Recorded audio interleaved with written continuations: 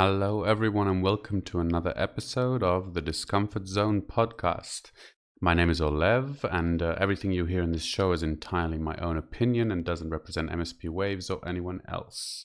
So I have a little bit, as usual, of a technical problem right before, so I'm using a different setup, so I apologize if you hear any noises from around. And let me know in the chat if it sounds okay, if it's too quiet, if you need me to turn it up or anything. Yeah, so if there are any problems, just let me know. Great. Thank you, Rondon. You know what? I'm terribly sorry. Give me one moment.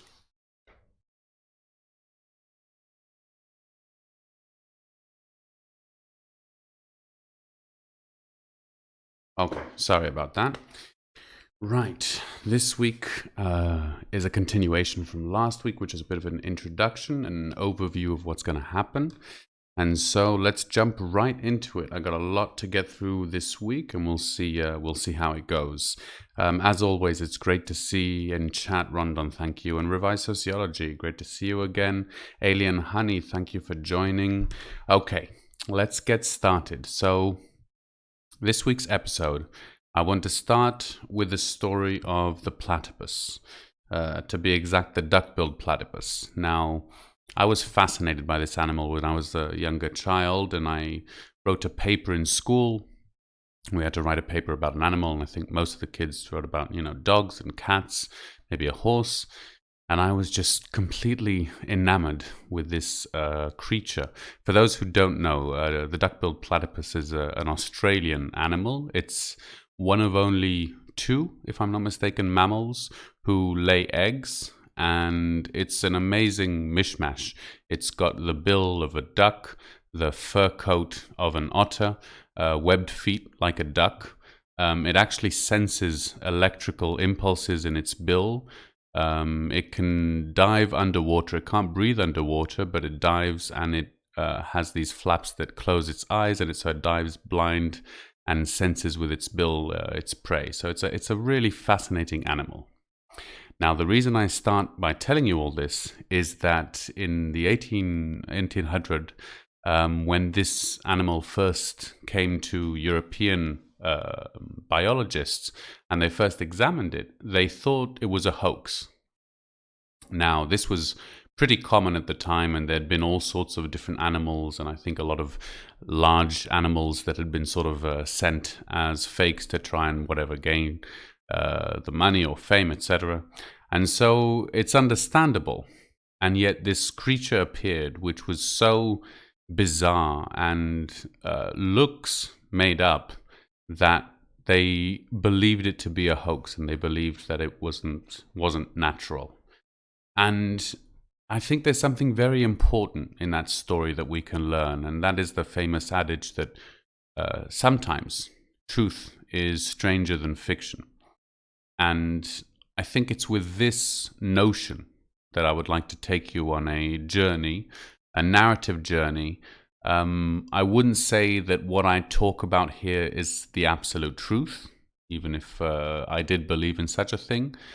But I think that we have a lot to learn from stories, and everything that we sort of tell ourselves, believe in, etc., is a certain narrative that we shape based on our experiences. And so I'd like to share this narrative with you, which at times may seem stranger than fiction, but I think we have a lot to learn from studying these subjects very, very closely.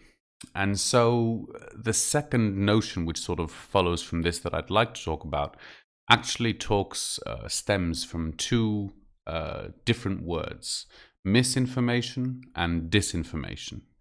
And misinformation means any information that is incorrect or misleading, any mistake, etc. And disinformation is the purposeful spreading of misinformation in order to affect and to change public opinion.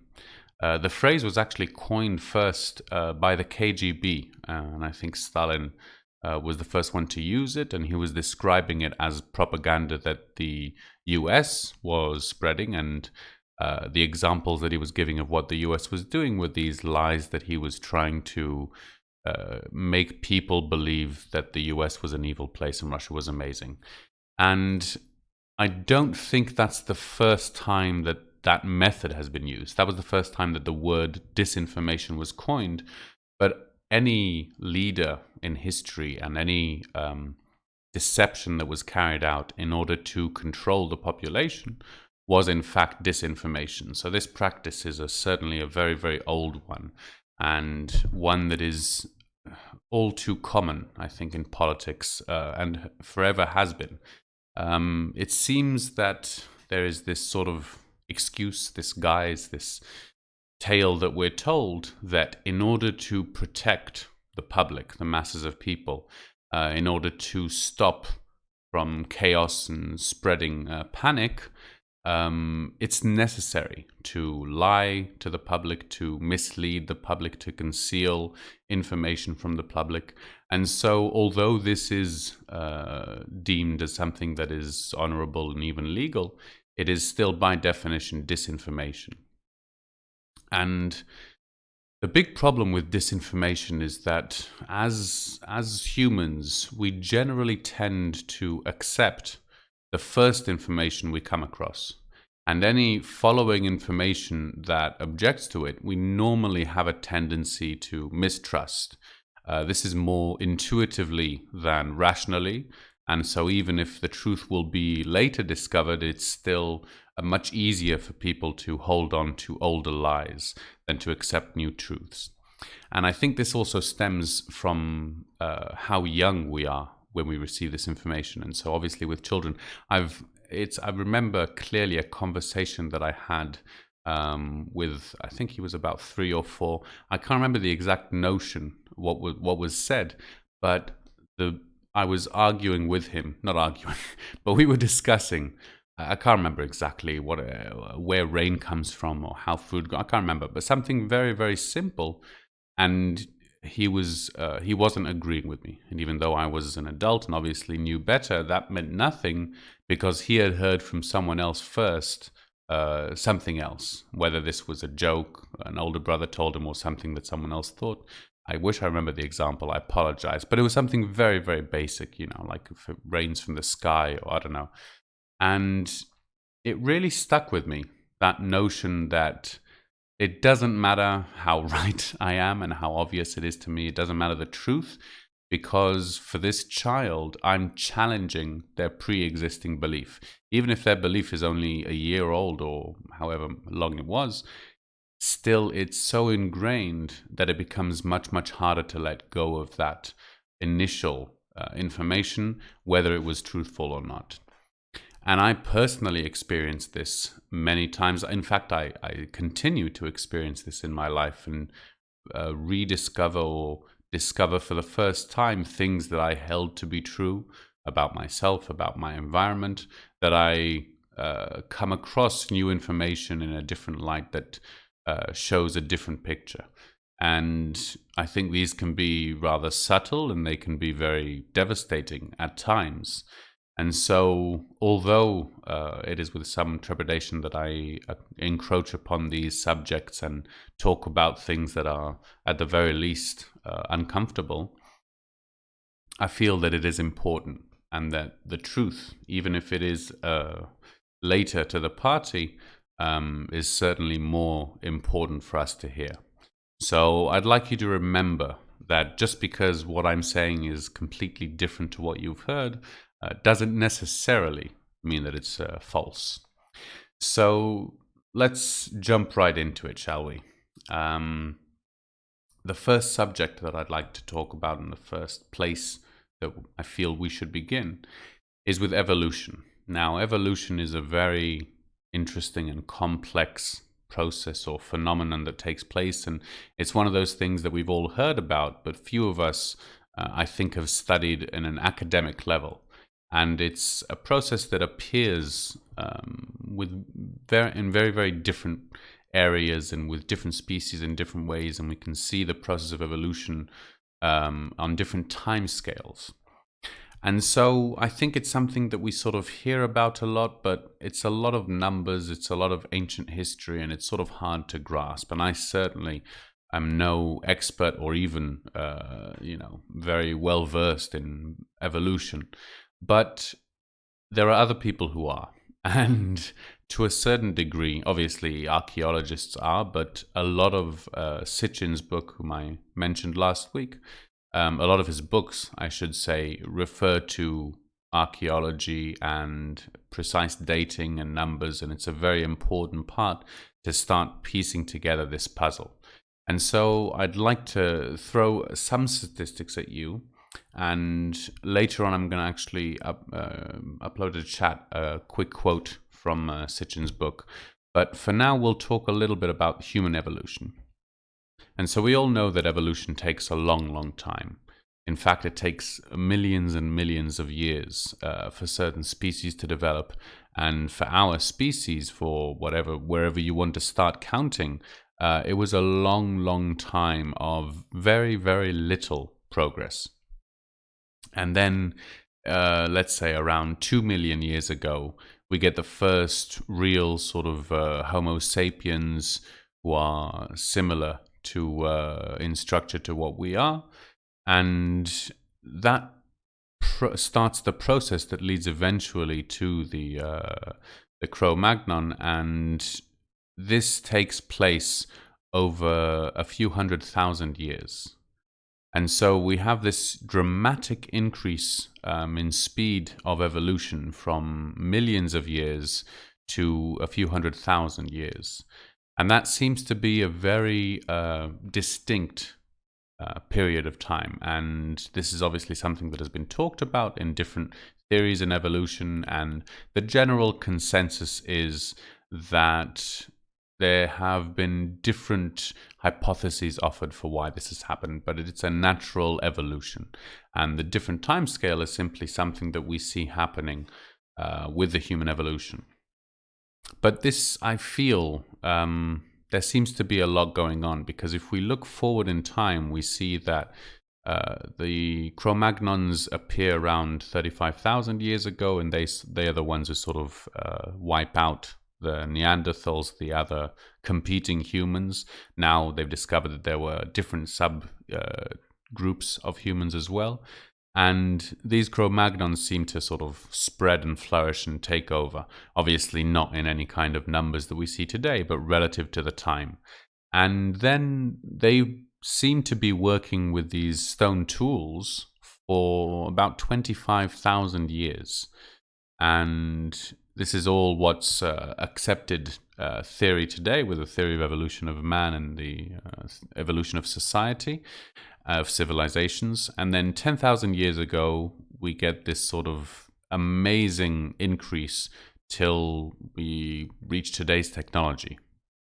Now, when you think about these numbers and you compare them from millions of years for the different organs of our body and the different primates to appear and the different apes, until the first humans, the first Homo sapiens, who are very close to who we are today, and then this incredible increase in speed.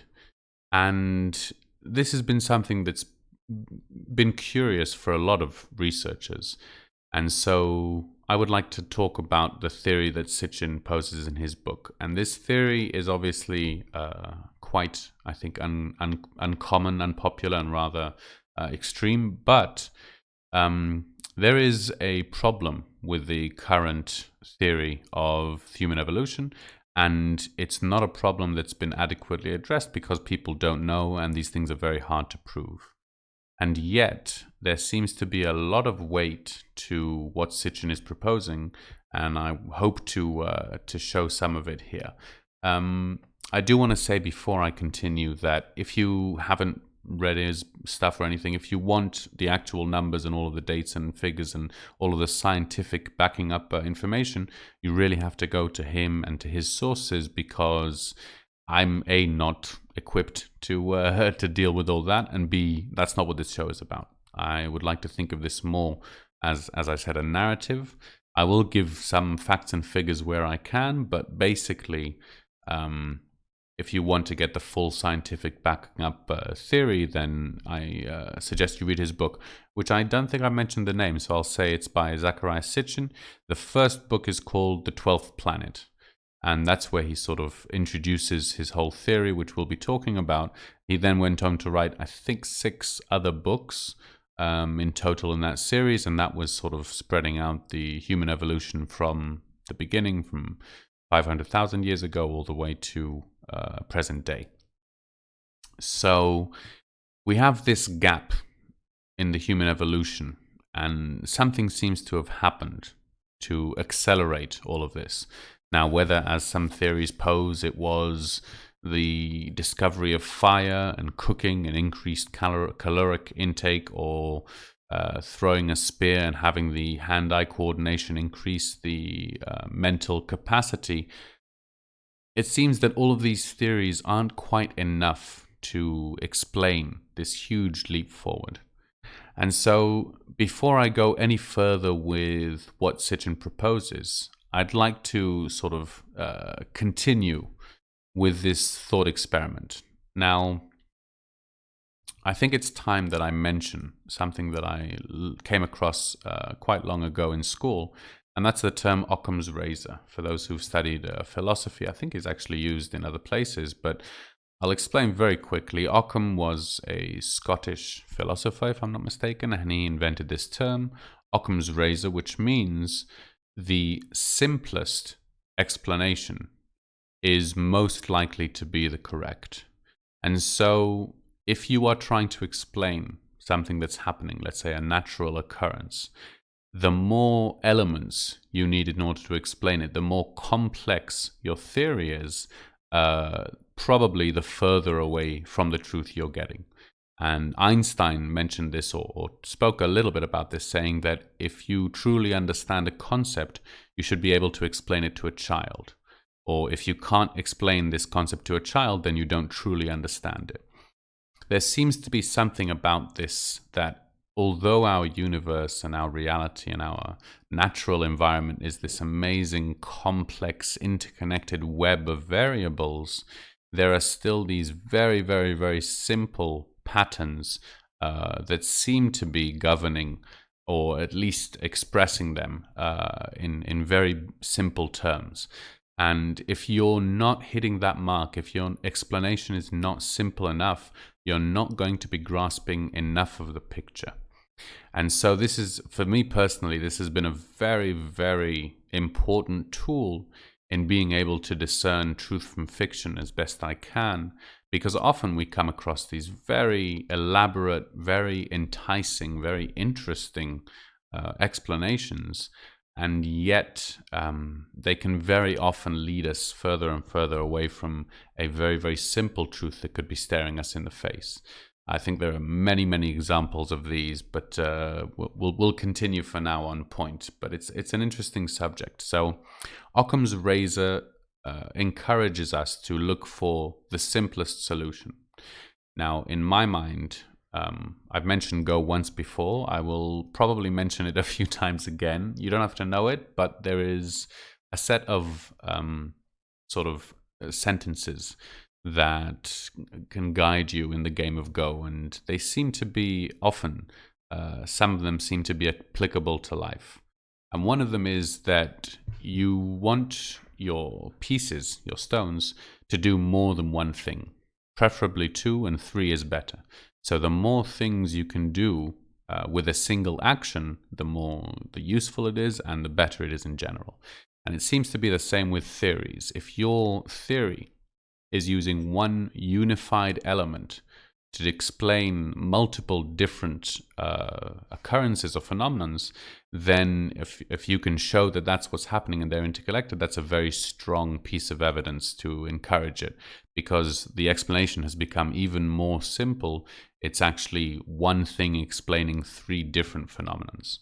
And so with this conundrum that we have of human evolution, it would be very enticing if we could find a single explanation for both the increased evolution of human beings leading up to the Cro-Magnons, and then also explain the explosion of civilization that we see.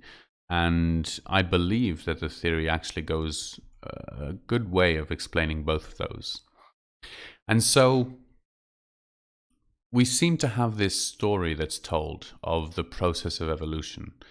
And I'm going to be now specifically talking about the last 10,000 years. And so, more or less, obviously, I'm rounding up numbers. And if you want the specifics, you please go and research this, because I'm trying to be as accurate as possible, but entertaining at the same time. So we'll use rounded numbers, and for anyone who wants the exact, you should go and check it out. Oh, nice, Eric. Thanks. Thanks for the picture. So we seem to have this story of evolution, which is a linear story, meaning human beings began 10,000 years ago at rock bottom, and they slowly but surely developed and increased and discovered new discoveries until it sort of speeds up in the last however many you want. And so it's this story that we started at the bottom and we climbed our way to the top, which is a very common theme. We see it all the time, and we see this process of growing from something small to something bigger, so it makes a lot of sense. However, we do see that there is this gap where for 25,000 years, in terms of the archaeological findings, we don't see any progress at all. And then suddenly in this 10,000 years, there is this leap forward. So although it explains, this linear process explains each of those separately, when you try looking at the bigger picture and you see the numbers together, it seems to not be quite fitting what we are finding in reality. And so for this, we really have to go to theories that have actually been uncovered over the past few decades. And so although there were many people who hypothesized about these things, the actual physical archaeological evidence weren't found yet. And over the last few decades, there have been some major findings and digs around ancient history. And a lot of these theories and hypotheses are being corroborated with evidence. So it's a very exciting time. And nowadays, there is complete agreement around the fact that there was a flood around 10 to 12,000 years ago, the end of the last ice age. And this was obviously spoken about both in the Bible and in various religious texts and historical texts from around the world, from different cultures. But it was always considered a myth, and it was considered something that for some reason was invented, but there was no physical evidence pointing to a flood until they started finding the physical evidence. And so that started this sort of shift, which Sitchin talks about a lot in his book, where all of these ancient mythical texts were suddenly being corroborated with archaeological evidence. And this was a bit of a problem for some people. And I don't want to go into this too much because it's really not the subject that I want to focus on. But it is important for those of you who don't know that in academia over the world, and this is really if you ask people in high places, the archaeological departments of the big universities are very, let's say, they are controlled by the worldview.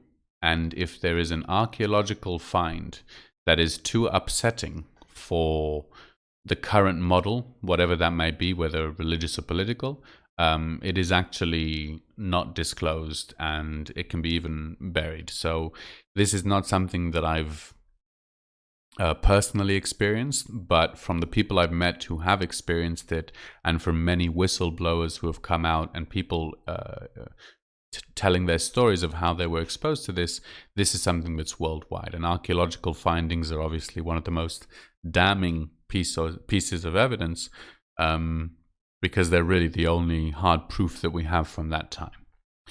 And so this brings us to this question of, well, we have the artifacts, we have the stone tools showing what man was doing back then. And then we have the artifacts showing, the different ages and the Bronze Age, and we can really trace the linear progression. So what's the problem? The problem is the Great Flood. And the Great Flood was, I think in English in the Bible, it's referred to as the deluge.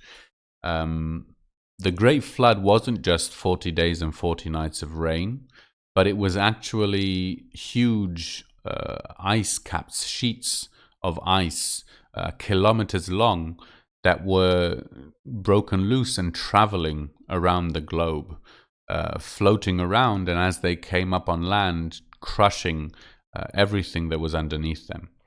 And these were very cataclysmic times. We really have no perception of how dangerous the Earth was back then and how peaceful it is now. And these massive sheets of ice that were traveling around the globe were basically eradicating all evidence and memories of the existing cultures, if there were. And so we see that the disasters that had happened then, if we compare them to today, if they were to happen now, our civilization would be wiped without any evidence showing. Not talking about our digital footprint, etc., but all of the buildings and what we see whenever these small, relatively small natural disasters like a tsunami or a hurricane hit, it can absolutely decimate. Well, these are several orders of magnitude larger than that. Excuse me. Sorry. So we see a picture where there is this period of time, which we call the deluge, the Great Flood. And before this, we have no physical evidence that can tell us what was there, because anything that was will have been crushed. Maybe if we have a few pieces of evidence, and we'll get into this later, they could be very large stone structures that could survive such harsh conditions. And we'll see that we actually have a few of those left around the world. But for now, I want to talk about a very important period. And this is where our story really starts, both in my podcast and for humanity.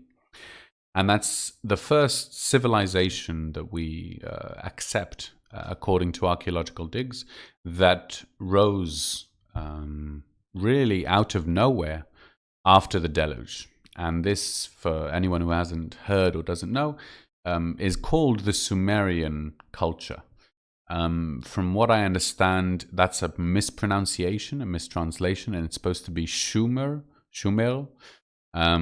In Hebrew, in the Bible, this civilization, this city, is called Shinar, and so we can see how it's already changing from culture to culture, and language to language.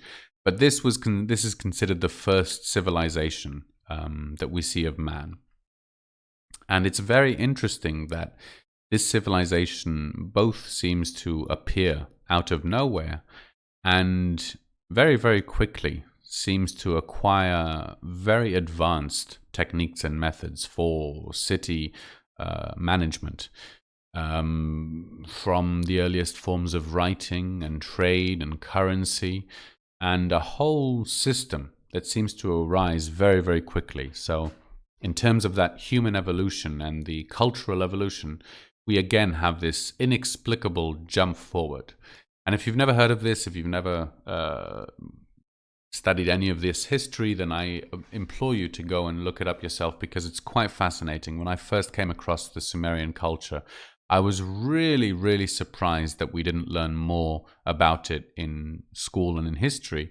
And obviously, well, there's two reasons. The given reason one, which is we don't know much about them. But I think more importantly is that the questions that they leave are very uncomfortable questions. Those are questions that are very hard to answer with the current model. And so the Sumerian culture, in my mind, is a very important gateway between us and recorded history, literally recorded on clay tablets, and the past, our ancient history that we have no access to. And there are these two periods, before and after the deluge, called antediluvian and post-diluvian.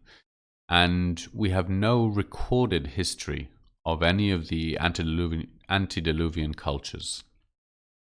So how do we know about them? How would we know about them? What possible way could we have to find out about this prehistory, antediluvian time?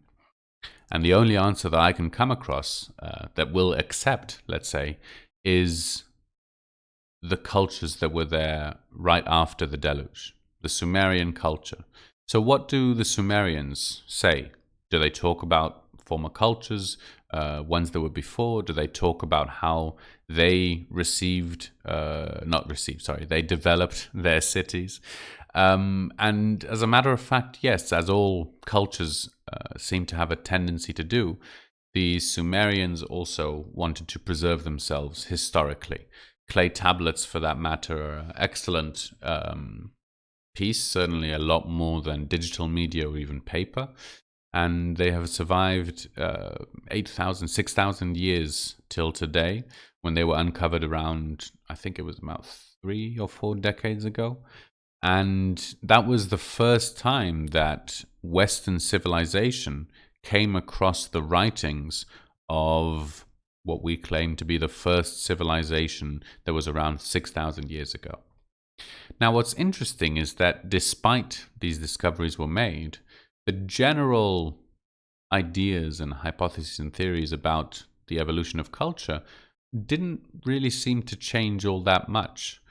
And even though we have this culture spring out of seemingly nowhere, I don't know, it didn't raise enough eyebrows in my mind. And it's interesting because the theory that was before was really centered around ancient Egypt. And ancient Egypt seemed to be the cradle of civilization, the place where it all started. But the Egyptians spoke about this earlier civilization of Sumerian. And because we had no physical evidence and we hadn't found the artifacts, no one sort of believed it. It was considered myth, or they were talking about gods or whatever. But as a matter of fact, years later, we have discovered the Sumerian culture. And here we face the same dilemma again. The Sumerian culture telling us explicitly that they were taught by people who came from an earlier culture, that their very writing was given to them from a pre-existing form of writing, and their descriptions of it are obviously what we consider very, very mythical.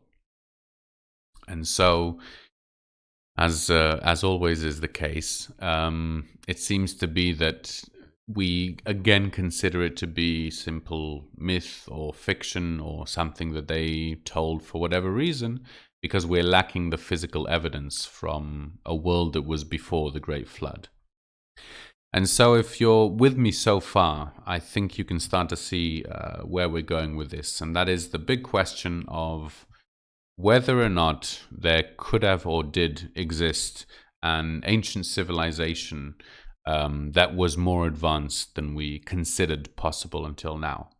Oh, hey, Anticomi. Sorry, I'm not entirely on chat. Hey, Anticomi Blood. If you have any questions while I'm talking or anything, please post. I will be more aware of it.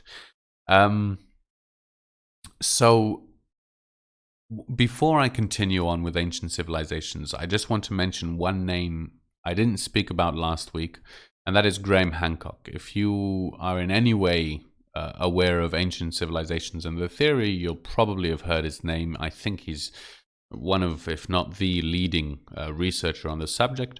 And although I have studied his books and read up on what he's said, I feel that his job is slightly different from what interests me, and his work really is centered around the scientific proof that there was an ancient civilization that was advanced. Who they were, what they were doing, why, are questions that he doesn't avoid personally, but he avoids them professionally, and for good reason. I think that his focusing and what he's doing has really helped push this forward, and obviously the corroboration of a lot of what he's said has been really amazing to watch. But I personally don't talk about his stuff so much because I am more interested in the who, what, why, and when, not just if. So if you haven't heard about any of this, Graham Hancock is another great name to research. If you have, we shall continue. Let's see how we're doing for time. Okay, 11:35. So I'm going to carry on for a little bit, and then we'll talk a little bit about what will be next week. So the idea of ancient civilizations is one that has been around for, well, probably for all of recorded history to some extent. Earlier civilizations, what we term mythical civilizations, seem to be very much in agreement that there were earlier civilizations, and yet they are always, or mostly, non-human to a certain degree. Whether they were giants or wise people or enlightened beings or gods or demigods, whatever it may be, all these cultures speak about these fantastical, much more advanced civilizations that existed long, long before, and that they are sort of descendants or somehow came after, which is a very different perception and different theory from the linear line that we were talking about. In fact, the linear line seems to say that once they were worse and now they're better. All of these ancient civilizations agree that there used to be a much more advanced civilization before. Now, there is a question as to why these completely disconnected cultures who hadn't heard of each other, at least as far as we know, why would they agree on these pre-existing civilizations? Well, it seems that all of these stories of creation are surrounding their culture. And although we call them myths of creation, as in every culture has the myth of creation where that's how the world was created, we have to remember that that's because for each of these people who weren't aware of others, their myths of creation would be for all of humanity because they're not aware there's anyone else. But if we look at it more historically, if we were allowed to, we could see them as the quote-unquote myths of the creation of each culture. And when we do that, we start to see certain similarities between all of these different stories. And it's a very intriguing area of research that I won't go too much into because, again, it's a little bit off topic. But if you're interested, I highly advise the different stories of creation as beginnings of culture. South America, North America, China, Asia. There's some very interesting stories. So, let me just see. I see some people in chat. Let's see. Antigone Blood says a lot of what we have now is from the fallen angels who came and had children with our women. So that's we're going to go right into that and what does it mean, fallen angels, etc., etc. But I'm glad to see that the audience is with me on this. Rondon, if you don't know, he has Graham Hancock, who first released Fingerprints of the Gods, has a new book that's come out, I think last year or something, called Magicians of the God, which is a continuation and following the discovery of Göbekli Tepe in Turkey, which is the oldest discovered human civilization. There are both. It's two books, Fingerprints of the Gods and Magicians of the Gods. So it seems to be that for anyone who has researched this, I mean, I'm talking about archaeologists, there is no escaping the fact that today the evidence shows that there were civilizations who had left imprints on this earth in some way or another that were far more impressive than any of our estimates could have been as to what their capabilities were. And so this leads to a change in what we were thinking of. Man started out as, an amoeba and basically fast-tracked it all the way to rocket ships. It seems that at some point, these great civilizations were stopped in their tracks and sort of wiped out to a certain degree, and these cataclysms have obviously halted human progress. And when you think about that, it could have been that humanity has reached nuclear energy and rocket ships time and time again, and then this one massive cataclysmic event like an asteroid hitting or a supervolcano or anything like that, wipes everyone back to the Stone Age, and we have to sort of start over. There's even a famous stand-up bit by Joe Rogan who says, if we actually had to start over, how far could we get? If the people listening to this, if we were all in a room, could we make a phone? Could we make a radio? Could, you know what I mean? Like, if you had to survive and live off food. So it's an interesting theory, and I think that personally, it really seems undeniable that these cataclysmic events happened, and whatever human culture was here before would have been devastated by the event. So, who were these ancient civilizations, and what were they doing here before Sumeria? The Sumerians speak a lot about what life was like, and it goes from very mundane bits of information like trading receipts and marriage recordings, all the way to poets and astrological discoveries and mathematical systems which are different than ours and seem to be very impressive, especially for 6,000 years ago. So when we ask, or when we look to see what the Sumerians say, as we said, they say that all of these systems came from pre-existing cultures that were there before, that started the Sumerian culture. Okay, let me see. So I think we're going to stop just here for now. We'll see how much time we get through. I want to talk a little bit about what's going to be next week, and I'd actually enjoy hearing from the chat what you think about the direction, because basically, okay, we have a story of evolution here that starts 2 million years ago, and all of the focus and attention has been on the last 10,000 years. And the reason for that is because that's more or less, the recorded history, the artifacts that we've found. The Sumerian culture was 6,000 years ago. And so what I'd like to do is I'd like to start by talking more about the Sumerian culture, what they say, and all of Sitchin's work. And through that, we're going to discover the ancient history that came before. So through the eyes of the Sumerian culture. That isn't chronologically how it happened, and that's sort of, I think, something I really like chronology because it helps build the linear line and helps me understand it. But I feel that historically it's more accurate to receive this information in the way it comes, because we're not going through records of ancient history of these cultures. We're going through the records of a culture that came thousands of years after. So I'm going to talk a little bit with the few minutes I have before we finish. Let me just check chat and see. Assassin's Creed. That's I never played the game. Is that from the film, the quote, or from the game? The first civilization was a long-living race who created as humans as a subservient race. Absolutely. This is what we're going to get into. You know what? I completely forgot in all of this to put up the Sitchin quote that I wanted to. So I'm going to put that up now, although it's a little bit after, but it's still relevant. And you know what? You can read this in your own time. I'll have it in chat for the video as well.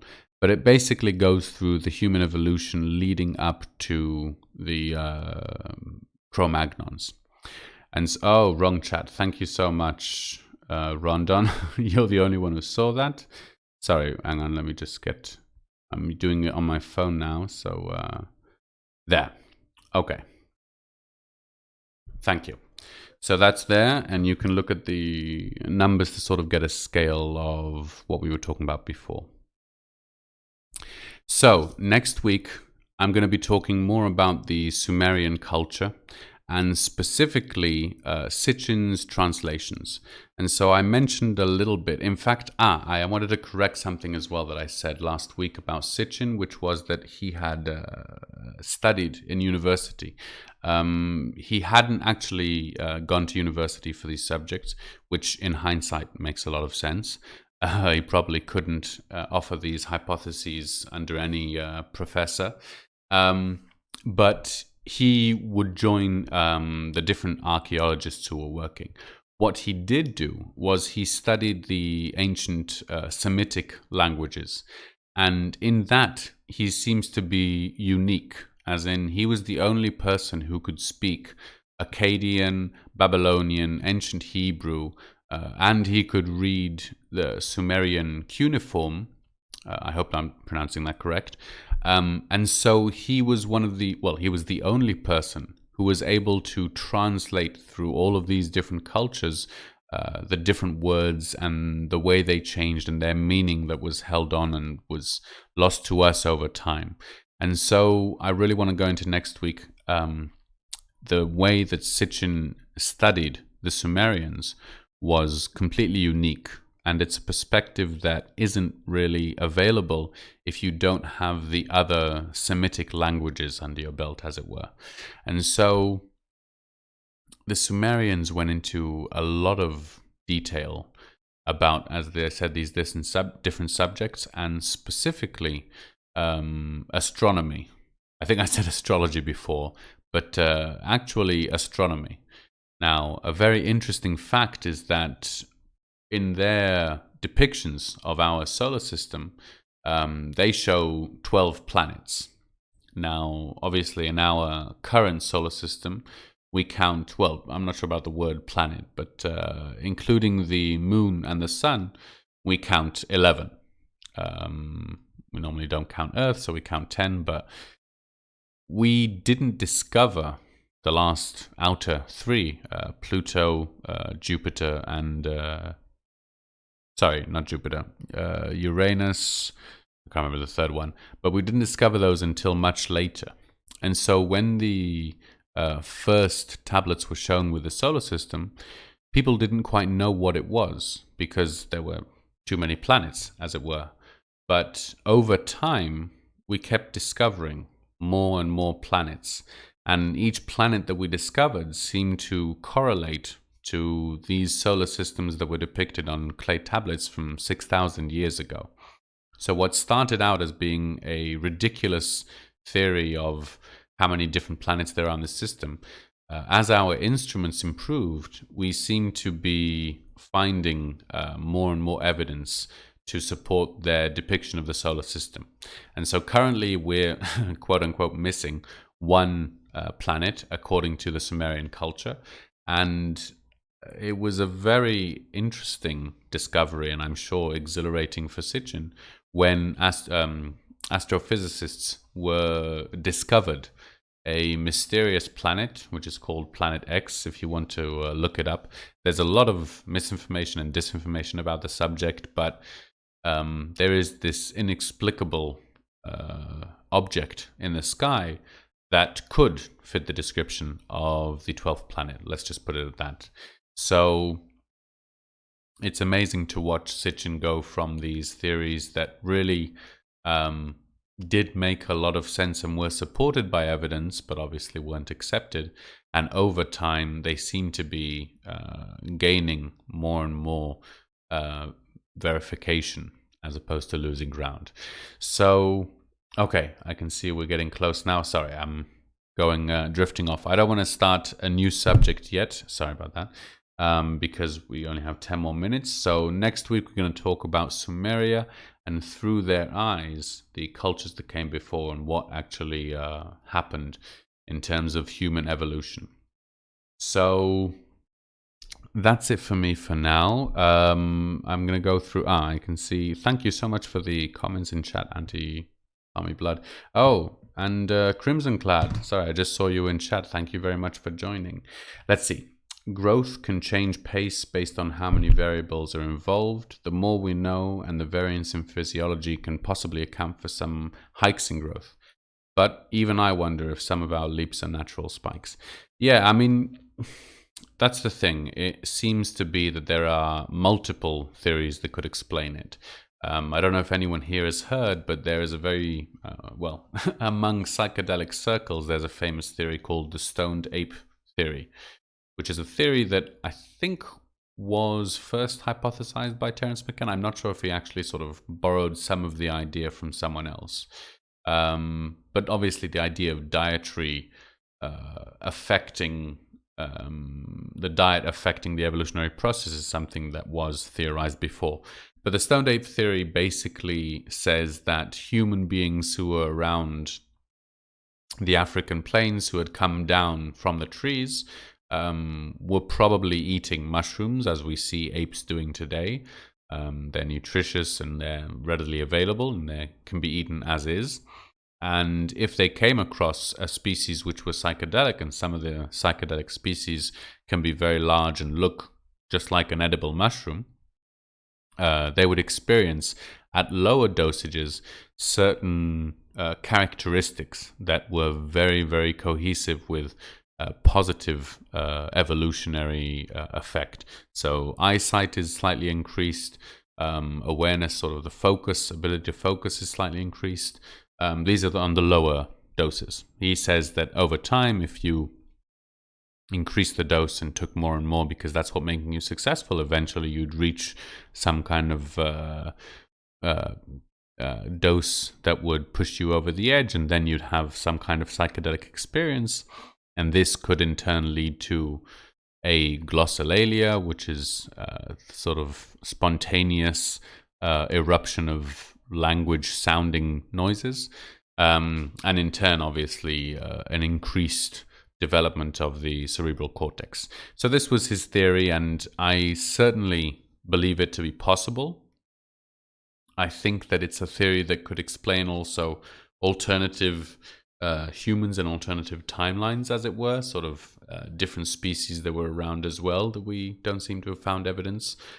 But in terms of the Sumerian culture, that seems to be happening at a different pace and a different scale to this very gradual, localized development of human beings.